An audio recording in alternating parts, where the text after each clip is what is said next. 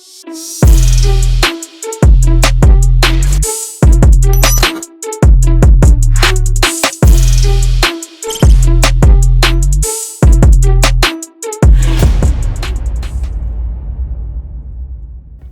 there, Peter Vekselman here with Marina Rad. Marina, how are you? Good, Peter. How are you? Marina's here visiting us, and let's just disclose everything. How many of these have you done?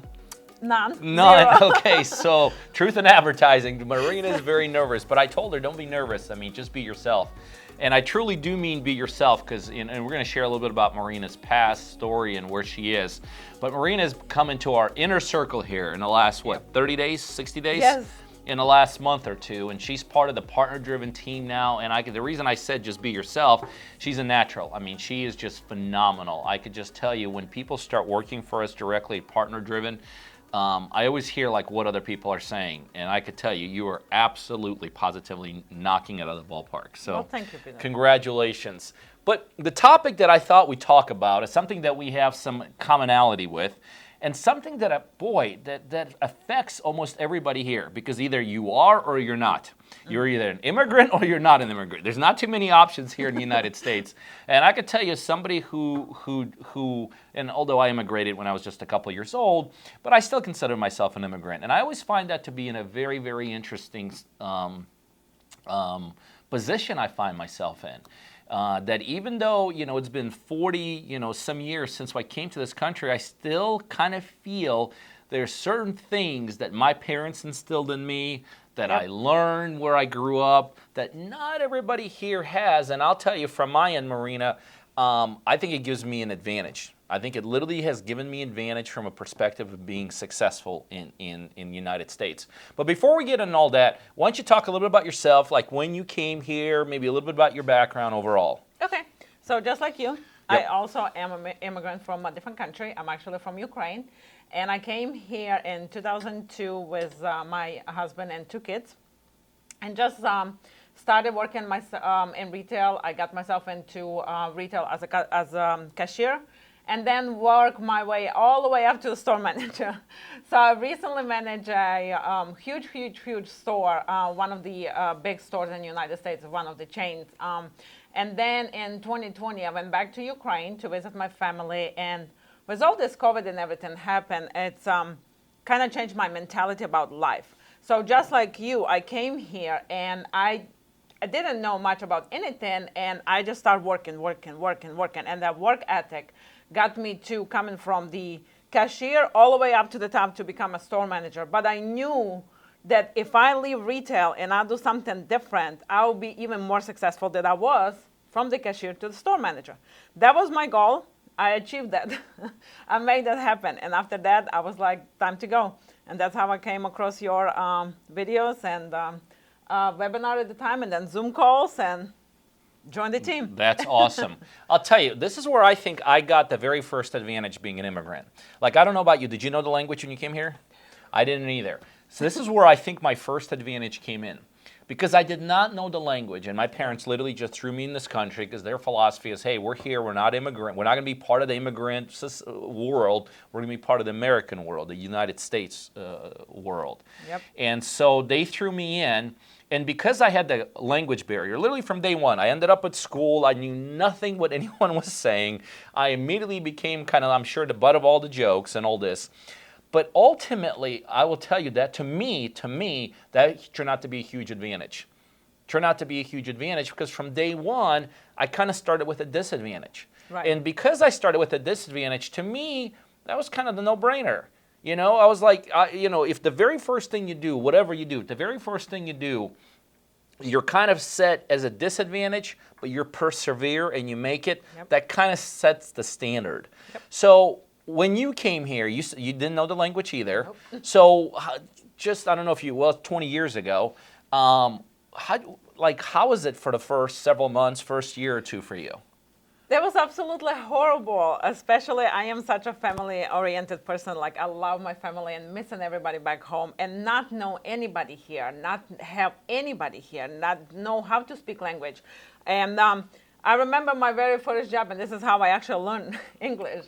I was going to the store manager at Food Line, and I was coming to him every single day, and all I knew how to say was, I filled out application. That's it. When he took me for an interview, after like a couple of weeks, I was begging him. I didn't even know what the MVP card was. And the very first day when they hired me to come to work for them, and they helped me go into produce, and they helped me pick it up, and I was training, I memorized every single produce number till today's day because I was so afraid that I would get fired the very same day that I was hired. So I memorized every single number because it is so hard. Like I know it's cabbage, but what is cabbage in English? I don't know. I cook it every day, but what is it in English? So I had to learn the hard way. And then the subtitles, and then start talking to people. Even though I'm the outgoing person. Like you know me by now, right? Like I don't have issues talking, going out, meeting new people. But it's so hard when you don't know what you're talking about. It's so hard when you have to translate in your head how to say these words. And it's extremely hard. And but like you say, you have to be persistent, you have to keep going, you have to keep going. There was no quitting. I have nothing back to go back to. I'm telling you, like the things that I think you and I learned back then, without knowing we're learning it, because back then it was just we have to do it, right? We didn't have an option. But I share this with people a lot of times. It's during those times, you know, for you it was 20 years ago, for me it was 40 years ago. But during those times, that's when I started getting really tough. That's when I started getting, that's what I learned that, yes, it's okay sometimes to be an outsider. It's okay to struggle where everybody understands and you don't understand. Right. You know, it was okay for me to be looked at a certain way because, like you said, I had no other options. Nope. Like, it's not like back then I could just pick up and just take a plane back to where I came from. For us, for my parents and I, it really wasn't an option. And that's one thing that I could tell you why I'm so excited about, you know, you being part of the inner circle. You got the right attitude. You absolutely have the right attitude.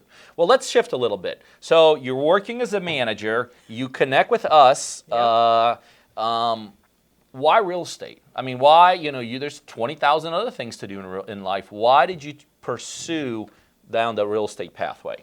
So I work as a store manager. I used to do put things together like on a displays, decorations, and I love doing that. And my pictures always ended up on all of the Zoom calls, webinars, and this and that, because I love doing that. So I wanted to do interior designing. I love to spend someone else's money on that too, to make things pretty. But when I tried to get into interior designing, that takes a little bit more that I wanted to do at the time. Okay. I started looking up in the real estate, and I always wanted to be interior designer is same thing as doing the fix and flips. You come up with ideas. I have these ideas, and I love putting like what I would do in the house.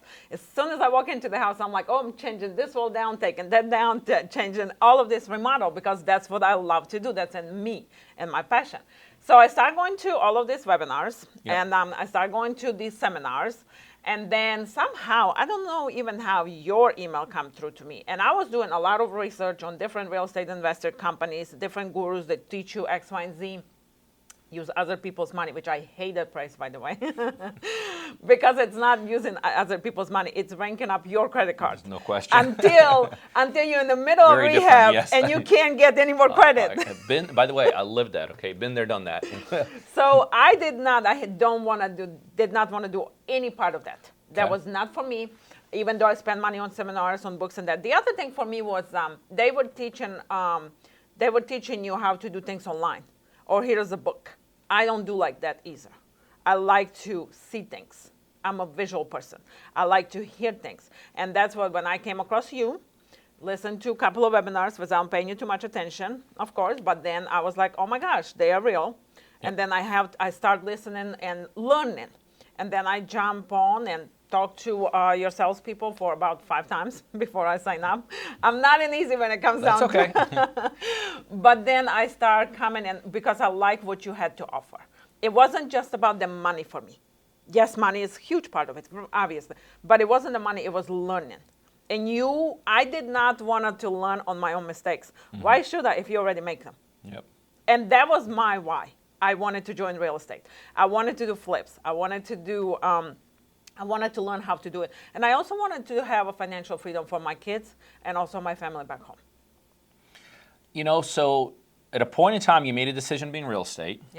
it sounds like you were in peripherally kind of watching this, not 100% like you said, paying attention, but something got through and all this. Talk to the people that are right now kind of in the same position, right? There's somebody listening who they're checking things out. Yep. They might be checking out this opportunity, as it relates to the real estate business. Talk about your personal experience with Partner Driven a little bit in the last year or so. Is that how long you've been here? Year and a half, 2 years. So talk about your experience with us and kind of to the person that may be thinking, well, yeah, I want partnering sounds, because I'll tell you one of the big things we hear from people. People say, well, why would I split profits? I can go out there and I could do this myself. Why in the world would I give 50% of profits to someone where I could just learn this business and I can keep 100% of the profit? Talk to people who are just checking this thing out. So my very first thing, the reason why I say I joined with you, because you already made all the mistakes. Yeah. I'm not dumb, and I'm very smart when it comes down to money and making decisions. I did not want to learn and make any mistakes. I want to learn from you. You already made them. And that was the reason why I joined. And for all of you guys who was out there listening, and I do this all the time, there is nobody better than Partner Driven. I promise you that. Not only that they are, and now we, offering Peter's money to split the cost, right? But the community that we have, the morning calls, there is training calls every Monday, every day from 9 till 10. Then we have coaches room that you can jump on in any given time to ask any question that you need. We have onboardings, we have live calls. We have all the calls are recorded in the university, and there is someone there to hold your hand down every single deal, step by step, all the way down. You don't have to learn from the books. You don't have to learn from the computers or webinars on this and that, or try to get a hold of someone. We literally have a link that you can click on, you go live, and you ask all of your questions. And that is the best part about Partner Driven. And the family, again, for me, biggest thing was you already make all the mistakes. I'm not going to make them because I know you're going to hold my hand. Yep. You pay for all of the houses. I have few with you. I've done few deals with you. Not that I'm new to this. I actually done deals just because I work for you now. Yep. I started out making deals. Yep. Back office is amazing. Your contract is amazing, and everybody walks you step by step. You can get a hold of anybody, any one of us at any given time, and you always reply to messages too. So that is the biggest thing. First, the money, the learning, the holding hands, the coach's corner, the training calls, daily training calls, and of course, we will not have to learn from our own mistakes. And that was the biggest thing for me. That's big. Let's finish where we started. There's a lot of immigrants in this country, and I could tell you, even remembering me, because when I was going through it, I actually thought I was at a disadvantage. Like, I didn't know the language. My parents were immigrants. I didn't know the customs. So at the point I was going through it, I actually thought I was now I see and you see the advantage we had, because it built us up and it got us tough and it built certain character in us. But when I was going through it, I don't think I looked at myself as in a privileged position or an advantage at all. So finish off by just, what about the immigrants that are listening to this and they think right now, no, I'm at a disadvantage being in this country. I don't know the language. I don't know their customs. My parents, aren't from the U.S. Are they at a disadvantage, or are they not at a disadvantage? They're not. They definitely not, because you know what? All of those other countries, what they teach us is work ethic. Yeah.